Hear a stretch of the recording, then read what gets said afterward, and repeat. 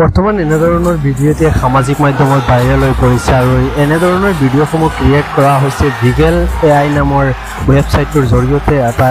এপৰ সহায় লৈ এইবোৰ ভিডিঅ' প্ৰস্তুত কৰা হৈছে আৰু এইবোৰ ভিডিঅ' এতিয়া সামাজিক মাধ্যমত আজিৰ দিনত ভাইৰেল হোৱা দেখা গৈছে।